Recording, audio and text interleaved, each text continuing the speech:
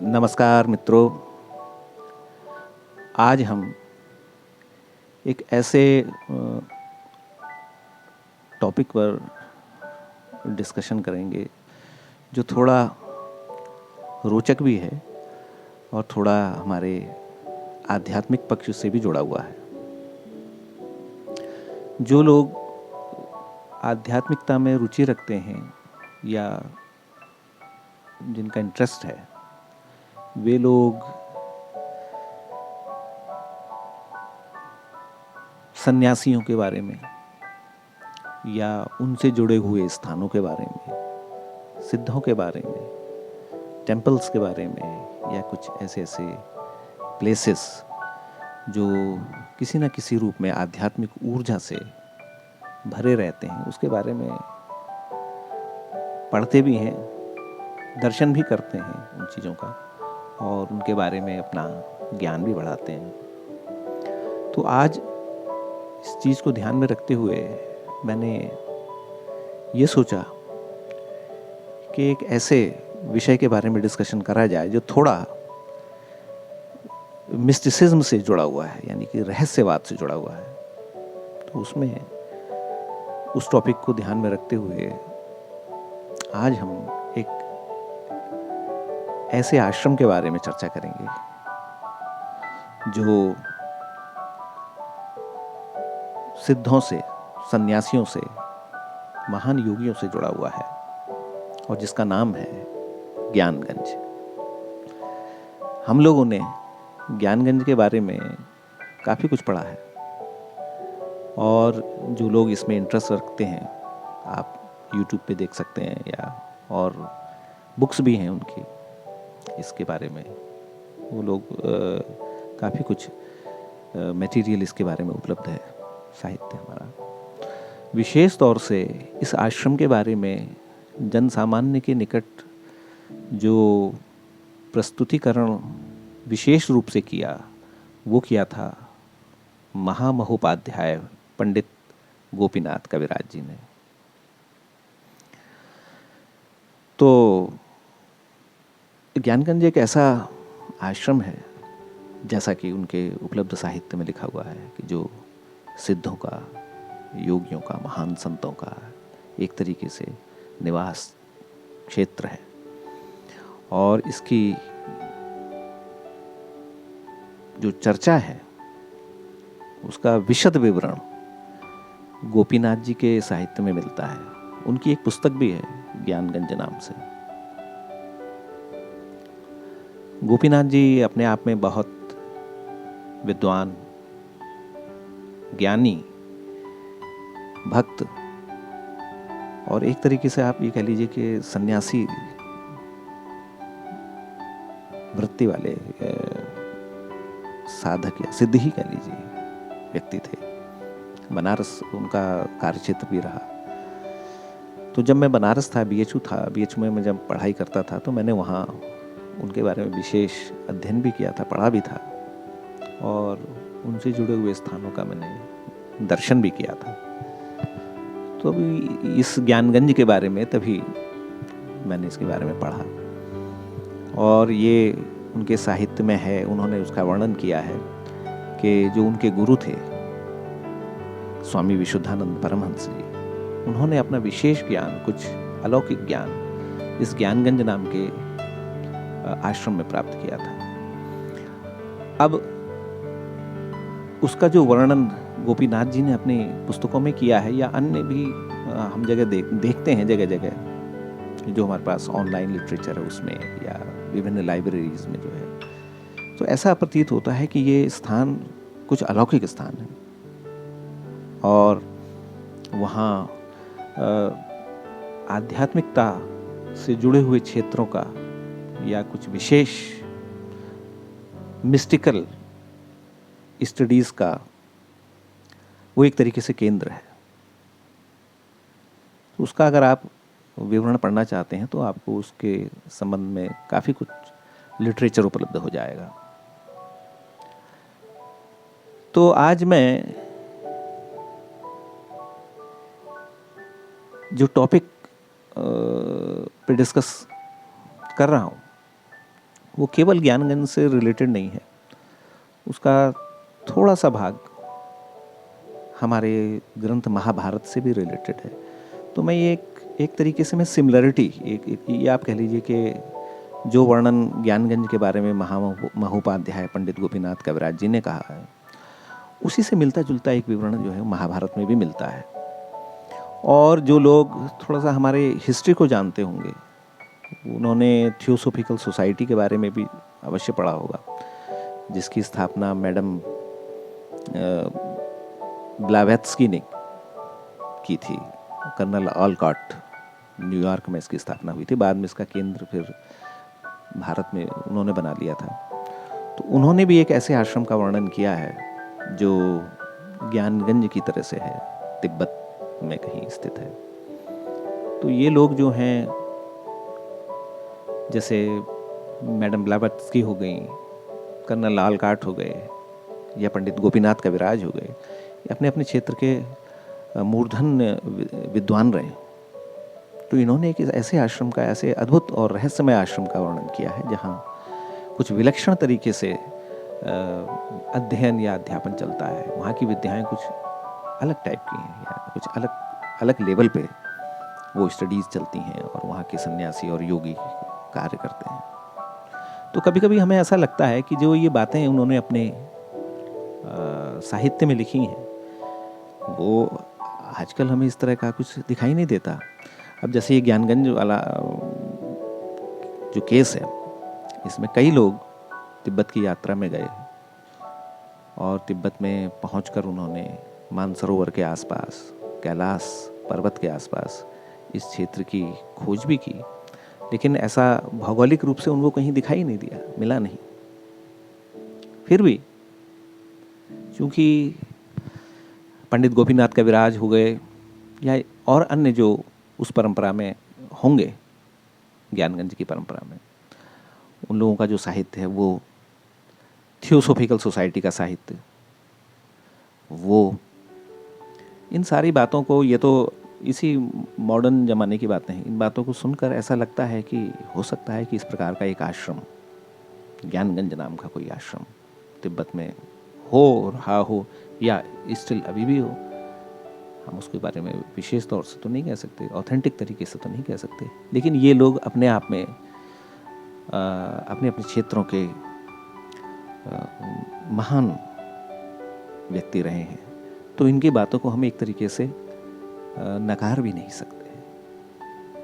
तो ये मान के हम चल सकते हैं कि इनकी बातों का, जो ऐसे आश्रमों के बारे में इन्होंने वर्णन किया है, उसको एकदम हम कोरी कल्पना कहकर भी नहीं टाल सकते। इसी प्रकार का एक आश्रम का वर्णन महाभारत में आता है। जिन लोगों ने नल दमयंती की कथा पढ़ी होगी, राजा नल और महारानी दमयंती की कथा पढ़ी होगी, महाभारत में आती है, तो उसकी एक कथा का मैं थोड़ा सा आपका वर्णन करता हूँ कि महाराज नल और दमयंती राजा और रानी के रूप में थे। किसी कारणवश या प्रारब्धवश राजा नल अपना राज्य खो देते हैं, और उसके बाद ऐसी स्थिति आ जाती है कि उनको अपना गृह त्याग करना पड़ता है। उनकी पत्नी महारानी दमयंती उनके साथ जाती हैं, और इस तरीके से फिर वो वनगमन करते हैं। वहाँ भी स्थिति उनकी बहुत ज़्यादा खराब हो जाती है। तो एक समय ऐसा आता है कि राजा नल अपनी पत्नी महारानी दमयंती को वन में अकेले छोड़कर चले जाते हैं। उस समय वो सोई हुई थी। जब सो के उठी तो देखा उनके पति उनके साथ नहीं। तो बड़ी हैरान और बड़ी दुविधा में आ गई, दुखी हो गई। तो खैर, तो ऐसा वर्णन आता है महाभारत में कि फिर वो उत्तर की तरफ को चली, यानी कि हिमालय की तरफ को। और हिमालय की तरफ जब वो चली तो विलाप करती हुई जा रही थी। तो एक स्थान पर उन्होंने देखा कि एक अद्भुत आश्रम है, वहाँ के सन्यासी योगी जो हैं वो बड़े आनंद पूर्वक रह रहे हैं, बड़े तपस्वी प्रकार के हैं, और वो लोग केवल कंदमूल फल खा रहे हैं, और कुछ लोग तो बिल्कुल भी खाना नहीं खा रहे हैं, कुछ वायु का ही सेवन कर रहे हैं, कुछ जल का सेवन करके ही जीवित हैं। तो वहाँ उन्होंने बड़ा अलौकिक एक दृश्य देखा, और सन्यासी को देखा तो उनके मन में थोड़ा सा अभय आया, और उन्होंने अपनी जो स्थिति थी वो वहाँ के निवासियों से या वहाँ के जो ऋषि और मुनि थे उनके साथ शेयर करा। उन्होंने उस बात को कि मेरी ऐसी ऐसी स्थिति है, मेरे पति जो हैं मुझे छोड़कर चले गए। तो वहाँ रहने वाले सन्यासियों और जो योगी थे उन्होंने उनको बताया कि आपके पति शीघ्र ही आपसे मिलेंगे, आपको चिंता करने की आवश्यकता नहीं है। कुछ ही समय पश्चात महाराज नल को उनका राज्य भी मिल जाएगा, आप पुनः अपने घर जाएंगी। तो कुछ ऐसी बातें कहीं जिससे उनके मन में आश्वासन सा आया। फिर उस महाभारत में ये कथा आती है कि ये सब कहने के बाद वो जो स्थान विशेष था अचानक गायब हो गया, यानी कि वो जो महर्षि लोग और जो वहाँ का आश्रम जो दिखाई दे रहा था वो अचानक अंतर्ध्यान हो गया। उसके बाद महारानी फिर वन में अकेली थी। तो ये इस आश्रम की कथा महाभारत में भी आती है, और अन्य जो हमारी प्राचीन पुस्तकें हैं, पुराण हैं, ग्रंथ हैं, उनमें भी इस तरह की कथाएं आती हैं। तो कभी कभी हमें ऐसा लगता है कि हमारे जो ये पौराणिक ग्रंथ हैं या जो हमारी इस तरह की आध्यात्मिकता से जुड़ी हुई जो पुस्तकें हैं उनमें इस प्रकार की जो कथाएं आती हैं, तो जनरली हम ये मान के चलते हैं कि इस प्रकार की कथाओं का कोई आधार नहीं होता शायद, तो खाली कहने के लिए ये कथाएं कही गई हैं। लेकिन जब यही चीज़ हम देखते हैं कि पंडित गोपीनाथ कविराज कहते हैं कि उत्तर की तरफ तिब्बत में या हिमालय के परे एक ऐसा स्थान है जहाँ इस प्रकार के ऋषि मुनि वर्तमान हैं, और वहाँ से ज्ञान की गंगा बहती है, वहाँ से बड़े बड़े सिद्ध और योगी अलग अलग प्रकार की विद्याएं, चमत्कारिक विद्याएं सीखकर फिर भारत भूमि में आते हैं या यत्र तत्र जाते हैं। तो हमें ऐसा लगता है कि जो हमारे पुराणों और जो हमारे महान ग्रंथों में, प्राचीन ग्रंथों में जो ये कथाएं लिखी हैं, ये भी नितांत कोरी कल्पना नहीं होंगी, इनका भी कोई ना कोई आधार अवश्य होगा। अगर यही बात मैडम ब्लैटबस्की कहती हैं कि उनके गुरु तिब्बत में रहते हैं, उनका नाम उन्होंने कूटहोमी बाबा कहती थी वो, अपने जो उनके मास्टर थे, एक मास्टर मौर्य थे और एक उनके गुरु थे कूटहोमी बाबा। तो वो कहती थी कि वो तिब्बत में रहते हैं और हाईली एक तरीके से आप इसमें लीजिए कि बड़ी ऊंची स्थिति के सन्यासी। वही बात पंडित गोपीनाथ कविराज ने भी कही है कि उनके गुरु विशुद्धानंद परमहंस जी तिब्बत के किसी रहस्यमय ज्ञानगंज स्थान में रहे थे और वहाँ से उन्होंने विद्या सीखी, उसके बाद वो यहाँ आए। यही घटना महाभारत में एक और आती है कि जब अर्जुन अपने 12 वर्ष के वनवास और 1 वर्ष के अज्ञातवास में थे, तो उन्होंने हिमालय की तरफ जाकर तपस्या की थी और हिमालय में रहकर उन्होंने भगवान शंकर से पाशुपत अस्त्र प्राप्त किया था। तो उनको भी इस प्रकार का एक दर्शन हुआ था, उनको भी एक आश्रम का दर्शन हुआ था। तो ये सारी चीज़ें जब हम पढ़ते हैं और उनको हम मॉडर्न पर्सपेक्टिव में देखते हैं कि हमारे आजकल जो एकदम आजकल तो नहीं, इमीडिएट तो हम नहीं कह सकते, आज से 150 वर्ष पूर्व जो लोग थे उन लोगों ने भी इन चीज़ों का वर्णन किया है। तो ऐसा लगता है कि कहीं ना कहीं हमारे प्राचीन साहित्य में जो बातें लिखी हैं वो नितांत बेसलेस या नितांत आधारहीन नहीं है। उनमें कहीं ना कहीं कुछ ना कुछ अवश्य सत्यता है। केवल आवश्यकता इस बात की है कि उनका गंभीरतापूर्वक और लॉजिकल वे में, या आप ऐसे कह लीजिए कि एक तरीके से समावेशी तरीके से उसका अगर अध्ययन किया जाए तो उसमें हमारी कई सारी चीज़ें ऐसी हैं जो उन ग्रंथों की प्रामाणिकता और ऐतिहासिकता के बारे में हमको बताती हैं। तो आज का वीडियो मैंने इसी पर्पस से बनाया कि जो लोग ज्ञानगंज पर विश्वास करते हैं, जो लोग मैडम ब्लैटफस्ट या थियोसॉफिकल सोसाइटी की टीचिंग्स पर विश्वास करते हैं, या जो मिस्ट्रीज पर विश्वास करते हैं, वो लोग हमारे प्राचीन ग्रंथों की प्रामाणिकता पर भी अपना विश्वास स्थापित करें। तब हम एक नवीन सिद्धांत की ओर अग्रसर होंगे, ऐसा मेरा मानना है।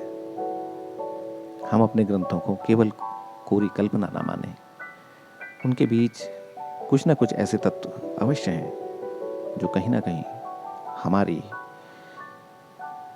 प्राचीन संस्कृति की सत्यता का बोध कराते हैं, ऐसा मेरा विश्वास है। फिर किसी अन्य वीडियो में ज्ञानगंज के बारे में थोड़ा और चर्चा करेंगे, या इस प्रकार के कुछ और स्थान विशेषों के बारे में हम चर्चा करेंगे। क्रमशः धीरे धीरे जैसे जैसे समय मिलेगा इसके बारे में अवश्य चर्चा करेंगे। तब तक के लिए आप सभी को नमस्कार, धन्यवाद।